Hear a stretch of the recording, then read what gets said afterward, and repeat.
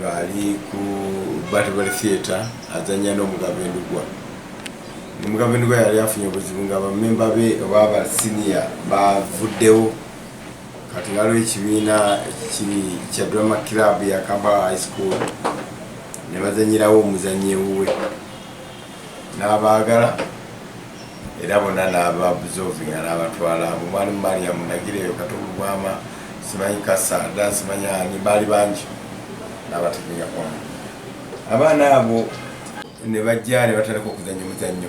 Kato Bwama yayingira mu style ye wali omukulembeze bamuyitanga Samson Kiseka yayogeranga abantu nga is very popular ng'ajerega abantu nga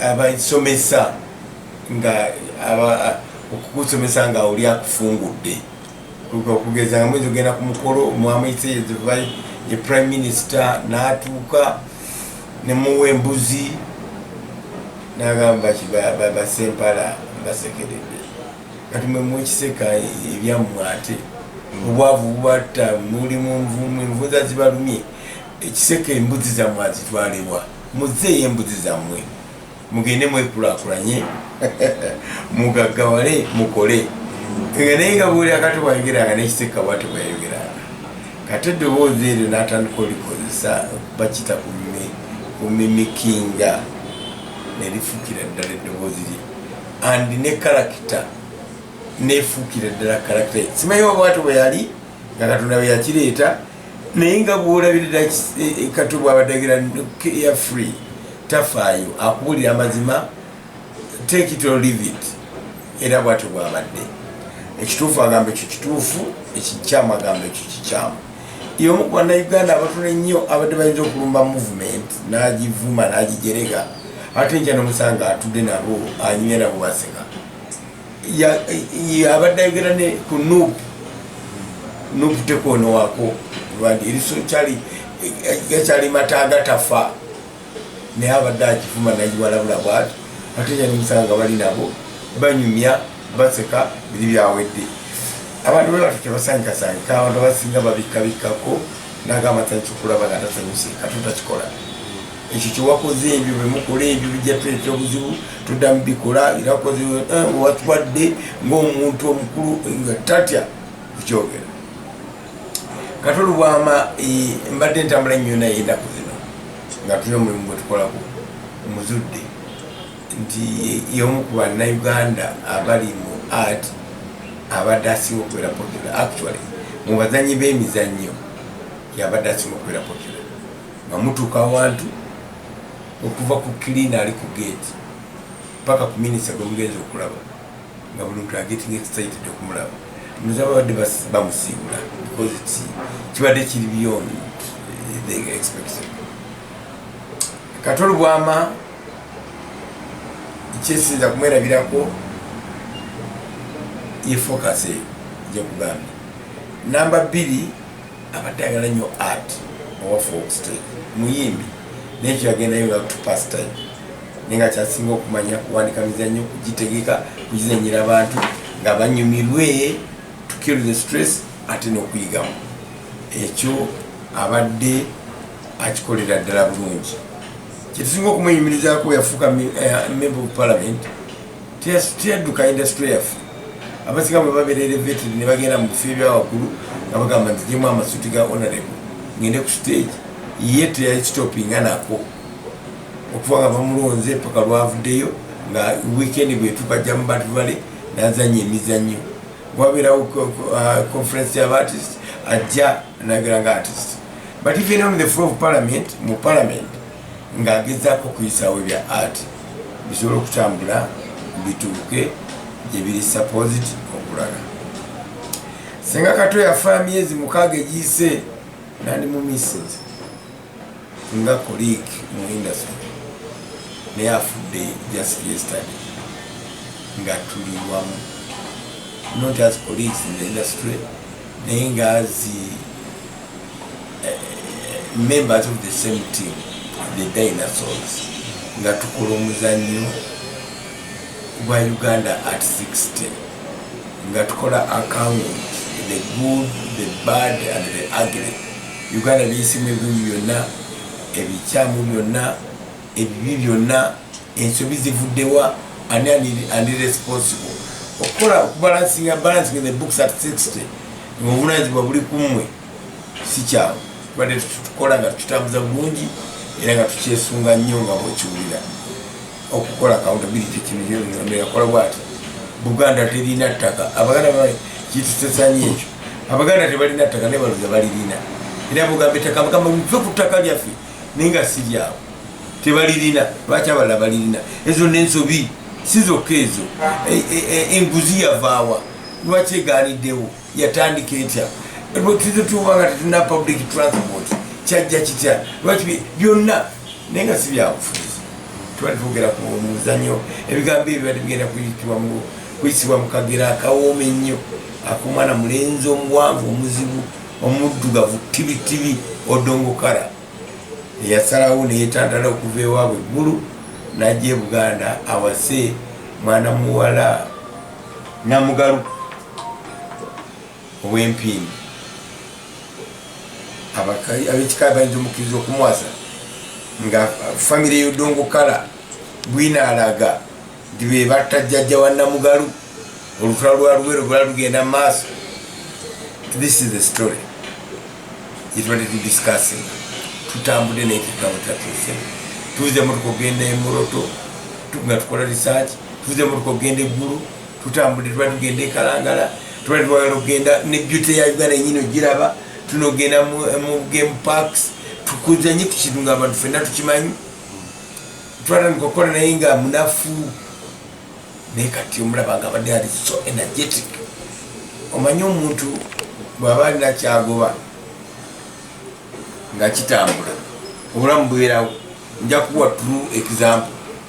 Omusajja bamuyita Fire Bongole Lutaaya yalwala n'atugamba nti alwadde, bannayuganda ne baligamba nti alimba, n'asalawo okukola documentary.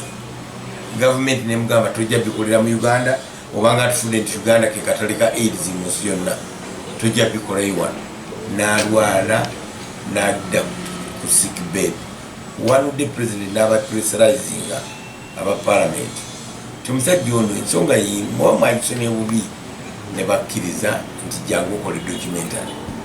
Fire Bongole Lutaaya bulamu pum ne buddira ddala nadda kuno ne bafiriminga, bagenze ku ssomero gyasomera, bagenze mu secondary schools nyingi eba yali afokasinga nnyo ku baana, bagenzewa nga bulamu busufu.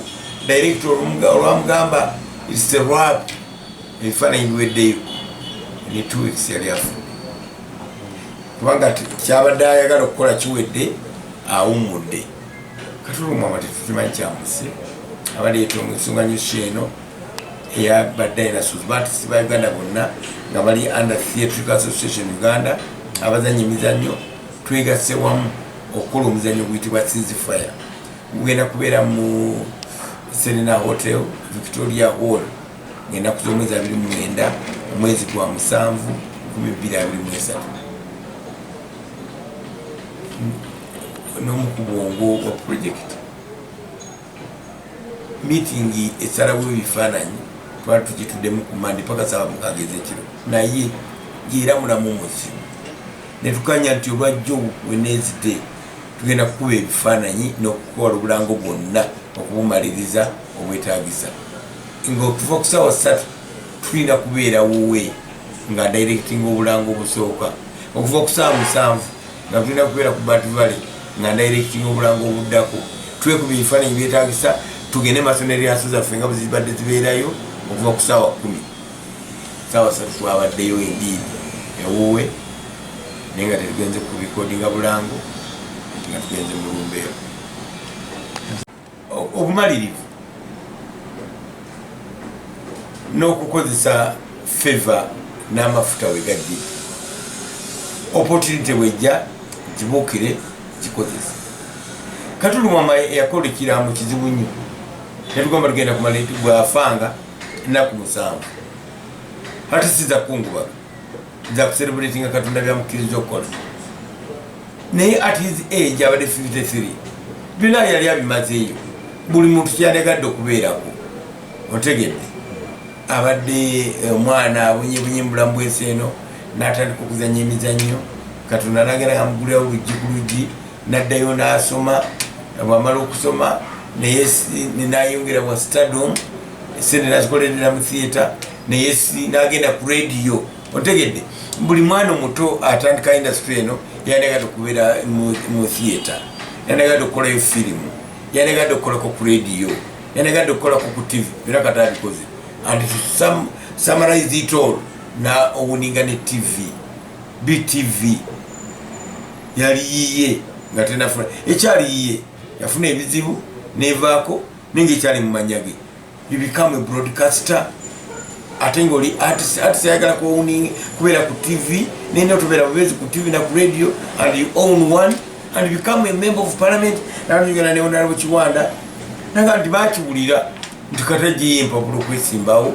nebamanya it's a joke they all laughed bagenda okulira nga akalulu kabalibwa nga kata awangudde natugamba nti ku parliament nga break time mwena mwenyiga ku table Kato watudde stress zembaddeko munda eri yalina okujaza abye naye nga akikoze atya determination tasaagira ku kintu omuzannyo bweba agenda kukola muzannyo gutekubanga gumakinga gye yali akoze n'okugusinga bw'aba akola luyimba the same popularity bwejja gikozese popularity y'oku stage eyamusindika ku radio nze Katolo bwama owa Diamond Ensemble yajja kusobola okukola wano tuwulira dde byakola wali wano ajja kubikozesa opportunity yagikozesa bwagata popularity fame eya theatre artist ne broadcaster ku program eyasinga amaanyi era ndoza yekyasinga Kaliso Liso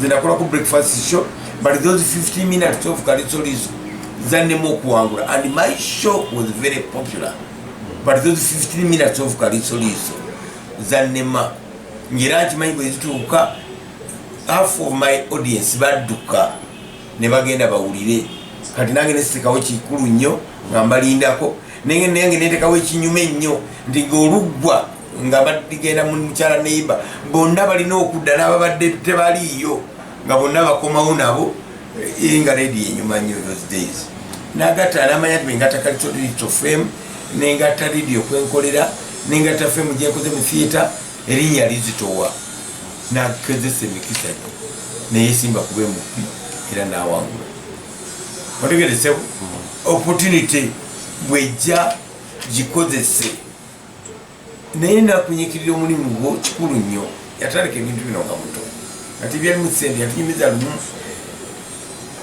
nti yafiirwa omwana mutwalire mulago wamulago kubanga byaliko okusasula akasente kujjayo mulamu nga talina nusu n'emu omulambo nabbayo omuddo mu kikapu he didn't have money nagende wa director mu government gwa namugamba sirina najja ku pride ewa mwami Kibuuka namwe emitwalo 3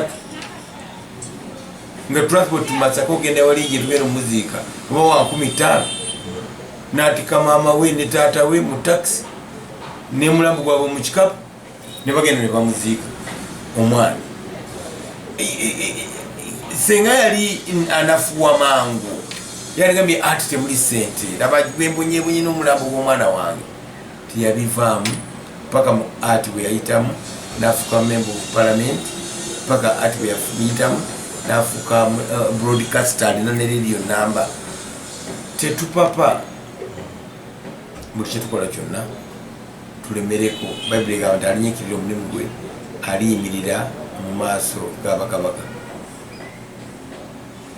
Kato talina kyatula nti kyakusaaga nkugambye ennaku zino yabadde artist akimukubeera popular naye nzina nga amafuta ng'ewulira manyi nti ndi very popular naye ngaotambula ne batakulaba lwaki YouTube bwe yajja n'ateeka wakize ku YouTube TikTok bwe yajja ng'alaba views z'abantu zidduka mangu nnyo n'agamba mmwe temusaagiza TikTok nze ngenda mu TikTok mujja kuvuma ne mujja kukiraba TikTok badde ate mufudde very popular naye nga bwolaba Kato ku TikTok olowooza is a joker naye bw'osisinkana Kato the person very principled a very strict administrator. Yes is a yes, no is a no. And that's how businesses move. That's what moves the world. Obumalirivu n'okukozesa favor n'amafuta wegadde. Opportunity wejja kibuukire kikozesa. Katulu mama yakola ekiraamo kizibu nnyo. Netugamba tugenda kumala bw'afanga ennaku 7. Ate siza kungubaga. Nza kucelebratinga Katonda byamukkiriza okukola. Naye at his age abadde 53. Byonna yali abimazeeyo. Buli muntu kyalegadde okubeerako. Otegedde. Abadde omwana abonyebonye mu bulamu bw'ensi eno n'atandika okuzannya emizannyo. Katonda n'agenda amugulirawo oluggi ku luggi n'addayo n'asoma.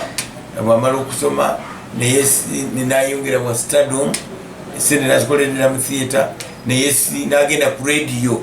Otegedde buli mwana omuto atandika industry eno yandagadde okubeera mu theatre, yandagadde okukolayo firimu, yandagadde okukolako ku radio, yandagadde okukolako ku TV. Era kati abikoze.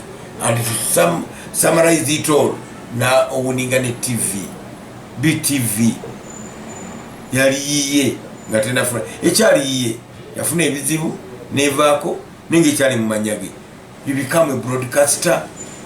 Ate ng'oli artist ayagala kubeera ku TV nenda otubeera bubezi ku TV na ku radio, and you own one and you become a member of parliament. Naagenda ne Honorable Kiwanda naga nti baakiwulira nti kata gye empapula okwesimbawo ne bamanya it's a joke. They all laughed. Bagenda okulira nga akalulu kabalibwa nga kata awangudde n'atugamba nti ku parliament nga break time mwena mwenyiga ku table Kato watudde. Stress ze mbaddeko mu ndeeri yali okujaaza abye naye nga akikoze atya. Determination. Tasaagira ku kintu. Omuzannyo bw'oba agenda kukola muzannyo guteeka kubanga gumaakinga gye yali akoze n'okugusinga. Bw'aba akola luyimba the same. Popularity bwejja gikozese. Popularity y'oku stage eyamusindika ku radio. Nze Katulu owa Diamond Ensemble. Oyo yajja kusobola okukola wano. Tuwulira ebyakola wali wano ajja kubikozesa. Opportunity yagikozesa. Bw'agata popularity fame eya theatre artist ne broadcaster ku program eyasinga amaanyi. Era ndoza yekyasinga Kaliso Liso. Zinakola ku breakfast show, but those 15 minutes of Kaliso Liso zannemu okuwangula, and my show was very popular. But those 15 minutes of Kaliso Liso zannema ngera nkimanyi bwe zituuka half of my audience badduka ne bagenda bawulire. Kati nange nesitekawo kikulu nnyo nga mbalindako nange netekawo ekinyuma ennyo nti ng'oluggwa nga badigenda mu mukyala neyimba bonna balina okudda n'ababadde tebaliiyo nga bonna bakomawo nabo nga redi enyuma nnyo those days. Nagatta n'amanya nti bengata Kaliso Liso fame nengatta radio kwenkolera nengatta fame gyenkoze mu theatre erinnya lizitowa nakezesa emikisa gyo neyesimba kuba emupi era n'awangula. Otegeresewo opportunity bwejja gikozese. Naye nakunyikirira omulimu gwo kikulu nnyo. Yatandika ebintu bino nga muto ati byali mu sente yatunyumiza lumu nti yafiirwa omwana mutwalire mulago wamulago kubanga byaliko okusasula akasente kujjayo mulamu nga talina nusu n'emu. Omulambo nabbayo omubbe mu kikapu. He didn't have money. Nagende wa director wa mugavenda ugwa namugamba sirina. Najja ku pride wa mwami Kibuuka namwe emitwalo 3 nga transport Masaka ogenda wali gye tubeera omuziika oba wa 15 n'atika maama we ne taata we mu taxi ne mulambo gwabwe mu kikapu ne bagenda ne bamuziika omwana. Senga yali anafuwa mangu yaligambye ati temuli sente laba bwembonyebonye n'omulambo gw'omwana wange tiyabivaamu paka mu ati bwe yayitamu n'afuuka member of parliament paka ati bwe yayitamu n'afuuka broadcaster alina ne radio namba. Tetupapa buli kyetukola kyonna tulemereko. Bayibuli egamba nti alinyikirira omulimu gwe aliyimirira mu maaso g'abakabaka. Kato talina kyatula nti kyakusaaga kugambye ennaku zino yabadde artist akimu kubeera popular naye nze nange amafuta ngengulira manyi nti ndi very popular naye ngaotambula ne batakulaba lwaki YouTube bwe yajja n'ateeka works ze ku YouTube TikTok bwe yajja ng'alaba views z'abantu zidduka mangu nnyo n'agamba mmwe temusaagiza TikTok nze ngenda mu TikTok mujja kuvuma ne mujja kukiraba TikTok ebadde ate mufudde very popular naye nga bw'olaba Kato ku TikTok olowooza is a joker naye bw'osisinkana Kato the person very principled a very strict administrator. Yes is a yes, no is a no, and that's how businesses move. That's what moves the world. Kyokka kye tubadde tukolako ne Netflix ogireta mu Uganda oba okukola TV omukutu okuteeka works zaffe for abantu bazidownloading for money y'obulamu bw'obunabadde artist afunamu ate si ye sente abadde nezimumala ne artist afunamu ate mu industry mu bintu bantu bakwagadde mafuta ogalina okifunamu ki abadde akola kya dinosaurs tugenda nakyo mu maaso rehearsal zigenda mu maaso nafunye esimu kuva meja ndi walana nagamba kitalo nnyo we are in touch with the Geno y'omu ku bitwa discuss gana avuga twagala ne batutonyiza ba sponsor sigwa government UDF be sponsors Uganda Development Fund ne bagamba ati project ejagenda maaso agenda okuzenyanga Kato tulenje kugenda mujja ekifo tujja kuteeka wa moto mu malanguzi kubagenda naye abadde agenda kuzenyanga isingoma nga picking amacupa na malebe mu Kampala abadde azanya bulunyo mu lyaso wadde mu advanced stages wangu wali kufuluma 7 twabongerayo bwongezi kugenda kwa 29 abadde akikola sobweru naye Katonda yasazeewo nti tujagenda maaso nakyo tukikole tumalirize okutegeka ba artist okugenda the Theatrical Association Uganda buli artist asabukikolayidinge abire member tutambulire wamu tutandika okusaba gavumenti gyetwagala okugeza obulango obuva ebweru efirimu eziva ebweru busitolo obuva ebweru kati tubukayanya kuba tetuneetegeka tetulina bimala ne bwe tunafuna works ezaffe tujja kubanga tuba challenginga nti simanya aba Filipino simanya aba Mexico muteekako culture si yemu abantu babeera bagamba ebisiyaga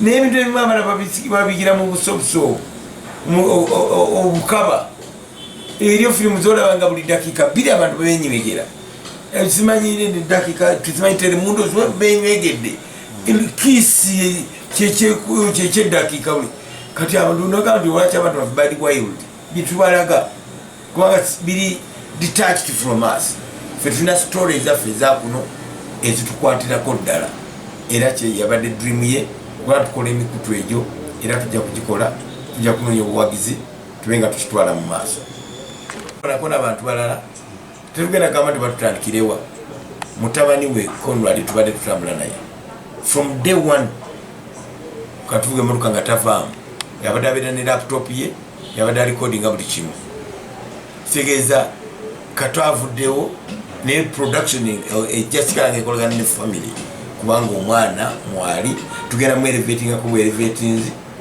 asemberera ekifo kya taata we naye nga already gwe tugenda okukolagana naye ali atulinkinga ne family ya Kato Lwama wali